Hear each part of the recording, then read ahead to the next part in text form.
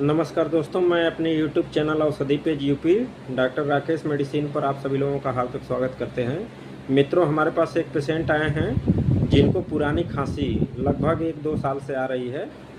तो इनके लिए मैं दवा बनाया हूँ। श्वास कल्प टैबलेट 20 ग्राम, श्वास कुठार रस 20 ग्राम और यशत भस्म 5 ग्राम।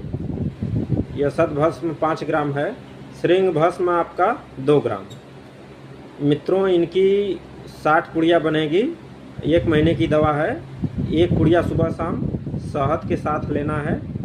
सुबह शाम शहद के साथ लेना है, बीडी लेना है इनको 1 महीने तक। एक कासा अमृत सिरप है, इसको 10 ml TDS लेना है। दिन में 3 बार लेना है, सुबह शाम दोपहर 3 बार। मित्रों, इनको 1 महीने के बाद फिर हमको दिखाएंगे। मित्रों, कोई भी दवा यूज करने से पहले अपने रजिस्टर्ड मेडिकल प्रैक्टिशनर से आप लोग सलाह ले लें। अपने आप दवा बनाकर निर्माण करके स्वयं न खाएं। मित्रों, धन्यवाद।